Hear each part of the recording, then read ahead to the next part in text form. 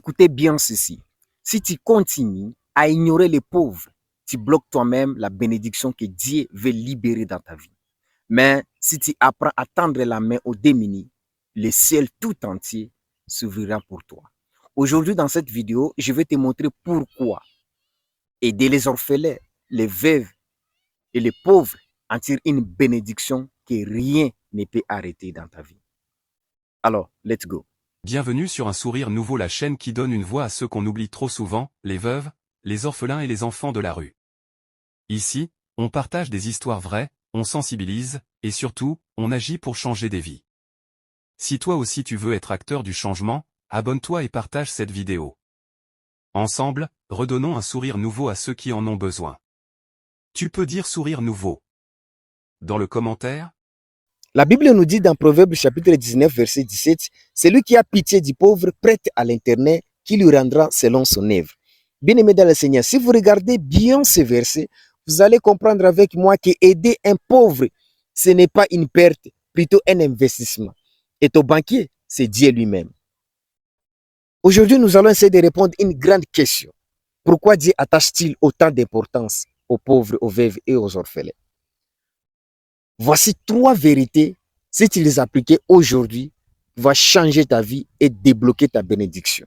La première, c'est parce que les pauvres sont au cœur de son attention. Pourquoi? Si vous lisez la Bible, toute la Bible, Dieu se révèle comme père des orphelins, défenseur des veuves et refuge des démunis. Quand tu agis à leur faveur, tu agis dans le sens du cœur de Dieu. La deuxième vérité, c'est parce que la générosité déclenche une loi spirituelle. Jésus a dit un jour, dans Luc chapitre 6, verset 38, il dit, « Donnez et il vous sera donné. » J'ai compris quelque chose. Plus tu sèmes dans la vie des gens, plus tu récoltes dans ta propre vie. Je le répète encore. Plus tu sèmes dans la vie des gens, ou des autres, ou des pauvres, des veuves, plus tu récoltes dans ta propre vie. La troisième vérité, c'est parce que refuser d'aider ferme la porte du ciel. Personne n'a besoin de fermer sa porte, soit de la porte de sa bénédiction. Mais nous tous, nous prions chaque jour afin que Dieu ouvre le ciel pour nous répondre. Mais la troisième vérité, c'est parce que refuser d'aider ferme la porte du ciel.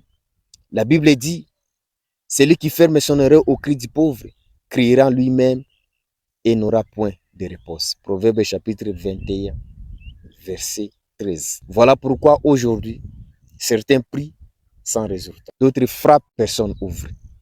Ils n'ont jamais appris à tendre la main aux autres. Alors, comment commencer? Pas besoin d'être riche. Pas besoin d'être riche, bien-aimé. Parfois, un petit repas, un vêtement, une visite, un sourire sincère peut changer la vie de quelqu'un. Et c'est ces petits gestes souvent qui en tirent la grande bénédiction de Dieu dans notre vie.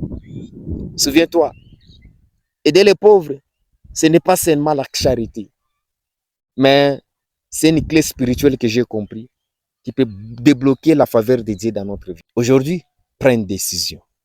Ne laisse pas passer cette semaine sans aider quelqu'un. Et il ne faut pas oublier que Dieu n'oublie jamais une semence de compassion. Ici, c'est un sourire nouveau.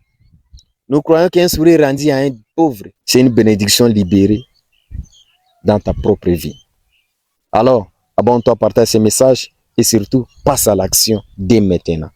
Car ta bénédiction t'attend à côté de ceux qui souffrent. Que Dieu vous bénisse.